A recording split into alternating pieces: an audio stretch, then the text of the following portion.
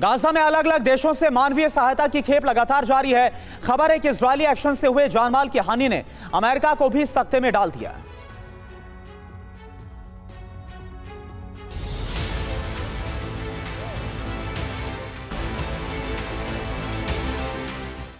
Gaza में अस्थायी मानवीय विराम के दौरान विदेशी मीडिया की रिपोर्ट को लेकर अमेरिका के राष्ट्रपति जो बाइडेन भी चिंतित हैं।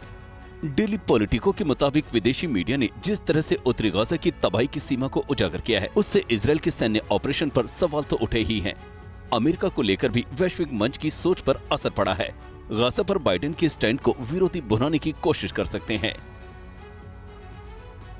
और गाजा में 4 दिन के सीजफायर के दौरान इजरायली सेना का खोजी दस्ता ऑकेड्स के 9 खासा चर्चा में दिख रहा है। आईडीएफ के ग्राउंड ऑपरेशन में इसे क्यों सबसे अहम माना जा रहा है, आइए जानते हैं।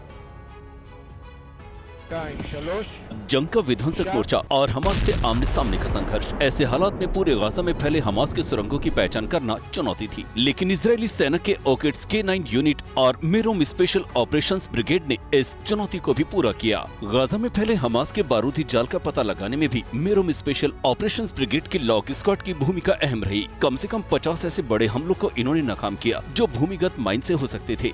सैकड़ों विस्फोटक उपकरण और दर्जनों हथियारों के भंडार का इन्होंने पर्दाफाश किया। और वहीं गाजा से रूह कपाने वाली तस्वीरें लगातार सामने आ रही। इजरायली हमले बंद होने के 3 दिन के बाद भी गाजा में चित्कार मची है।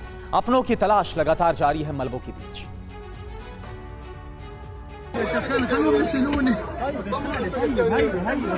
उत्तरी गाजा से सामने आई इन तस्वीरों से आप ये अंदाजा लगा सकते हैं कि यहाँ जिंदगी कितनी मुश्किल में है। 4 दिनों के सीजफायर की मियाद खत्म होने को है, लेकिन ऐसे हालात का सामना यहाँ लोग 7 अक्टूबर से कर रहे हैं। हर तरफ बर्बादी ही बर्बादी है। इजरायली बमबारी में जमींदोज इमारतों में अब भी कई जिंदगी दफन है। राहत और बचाव में जुटे परिजनों को भी यही उम्मीद है कि अगले पल उनका कोई अपना इन मलबे से जीवित निकल आए। गाजा में अभी 7,000 लोग लापता हैं।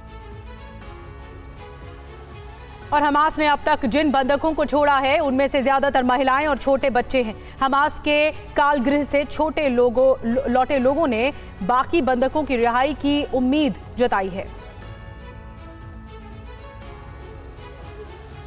तेल अवीव से सामने आया ये वीडियो बयान करता है कि उनके लिए ये नई जिंदगी से कम नहीं। मौत के मुंह से जिंदा लौटकर शेरोन हर्ट्जमैन और 12 साल की बेटी नोआम भी तेल अवीव पहुंच गई। बेटे को देखकर उसके सीने से लिपट गई और रोने लगी। 50 दिन बाद अपने पिता से मिलकर नोआम की भी आंखें भर आई। कुछ ऐसे भी बंधक रिहा हुए जो काफी जख्मी थे। हालांकि रिहाई के तुरंत बाद सबको अस्पताल ले जाया गया। इससे पहले बंधकों को हमास ने मिस्र को सौंपा और फिर मिस्र ने इजरायल बॉर्डर पर उन्हें आईडीएफ के हवाले किया।